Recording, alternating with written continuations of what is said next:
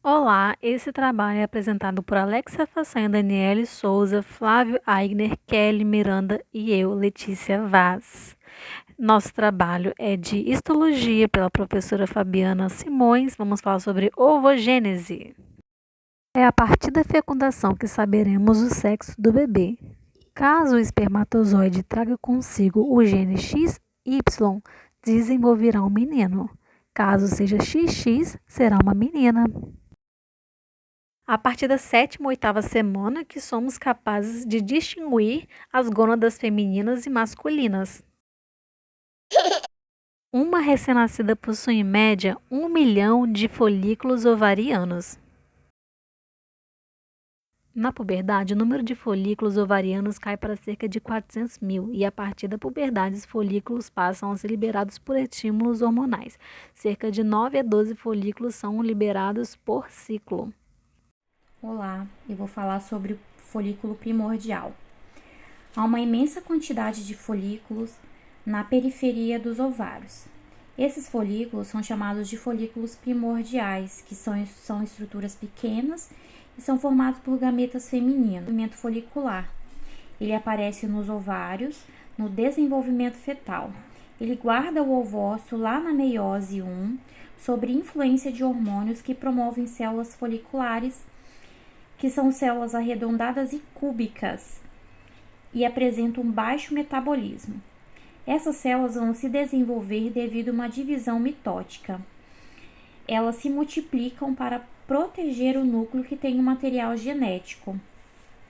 A partir da puberdade, quando se inicia o ciclo reprodutivo, alguns ovócitos primários reiniciaram a meiose 1, podendo chegar à ovocitação, e tudo isso associado a outras células até compor os folículos ovarianos.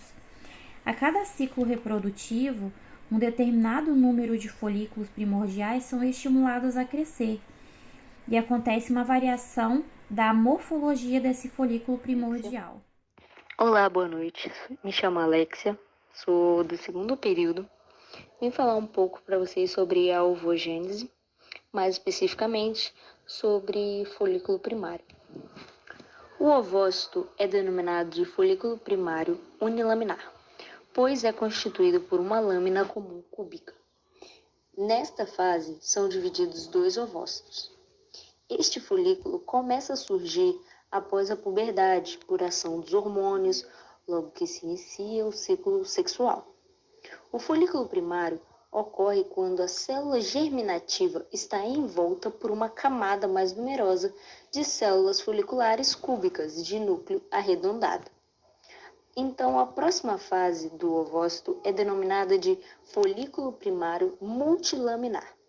Nesta fase, a zona pelúcida já está completamente formada e a lâmina em volta do ovócito passa a ser estratificada com inúmeras camadas de células foliculares. Enquanto o folículo evolui, os outros folículos involuem, este sendo denominado de folículo atrésico. Boa noite, eu vou falar um pouquinho sobre o folículo primário multilaminar. Eu trouxe aqui uma imagem que representa direitinho como que funciona e como que ele é. Ali, nessa parte, deixa eu só usar o mouse aqui, perdão. Nessa parte a gente tem a zona pelúcea, no meio o ovócito, aqui são as células da teca interna, entendeu?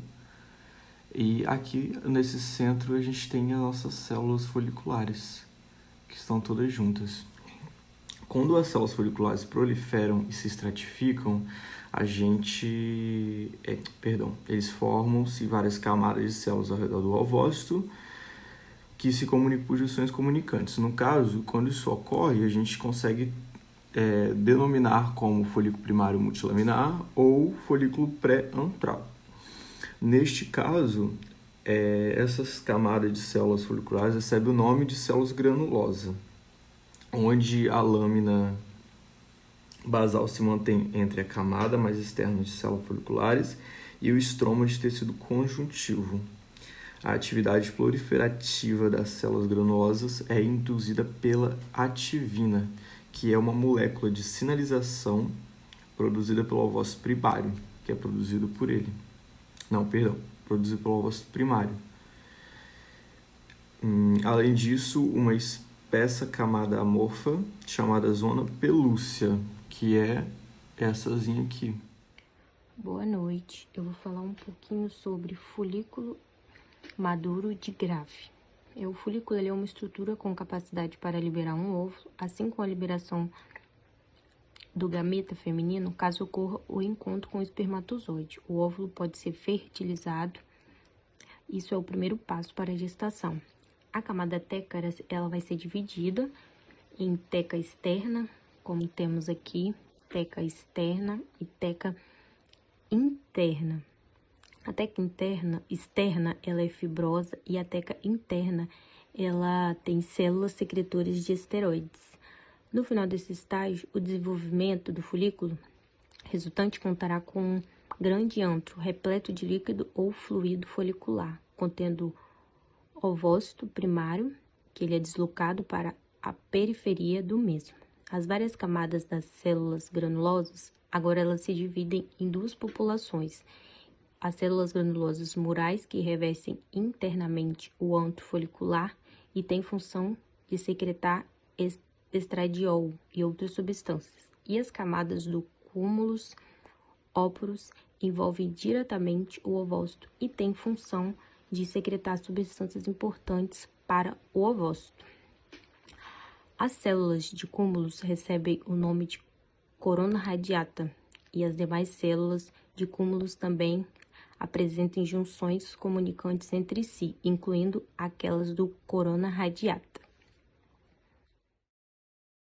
O hormônio LH, também chamado de hormônio luteinizante, é responsável pelo amadurecimento do óvulo e a liberação deste.